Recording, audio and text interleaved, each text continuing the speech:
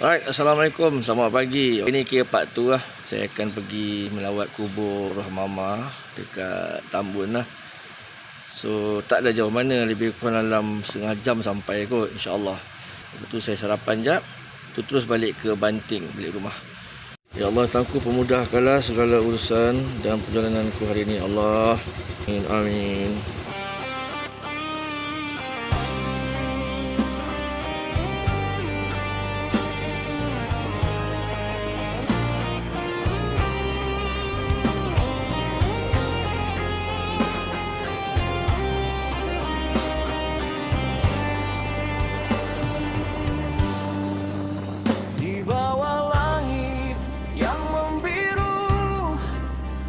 Aku kembali memacu waktu,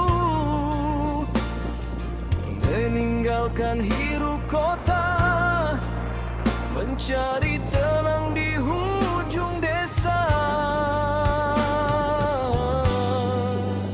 Angin membawa kabar lama tentang mimpi yang belum reda. Walau usia semakin bertambah, semangat ini masih membara.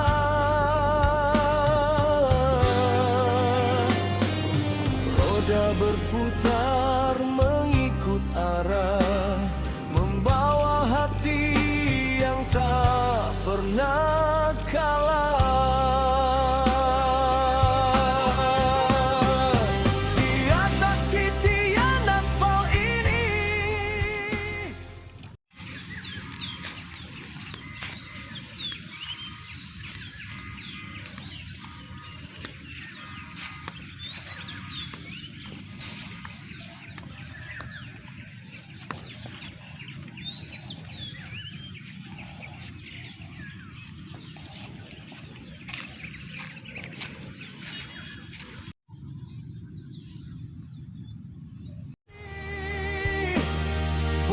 Mencari siapa benar, bukan mencari siapa besar.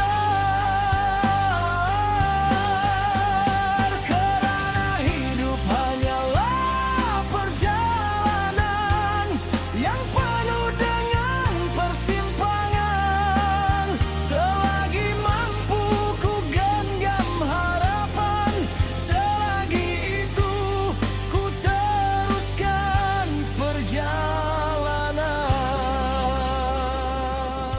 settle bagi Walid ni minum dekat Petronas Tambun. Okey, Petronas Pekan Tambun.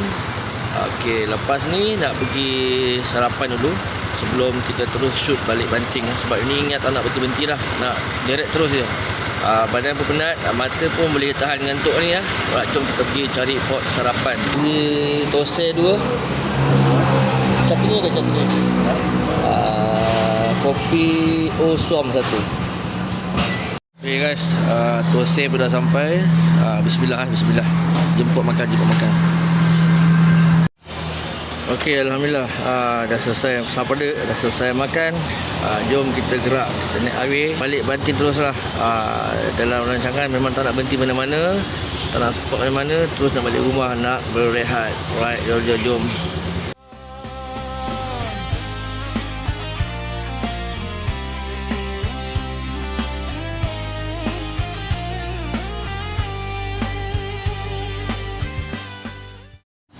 Okey, dah sampai RNA Tapah.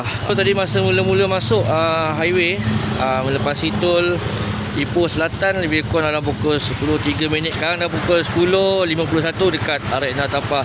Stop sekejap pergi toilet, pergi terus jalan lah. Bukit dan sawah jadi saksi perjalanan seorang diri, bukan kerana tiada teman, tetapi damai itu ada dalam perjalanan. Kopi panas di warung lama mengubat letih yang sementara.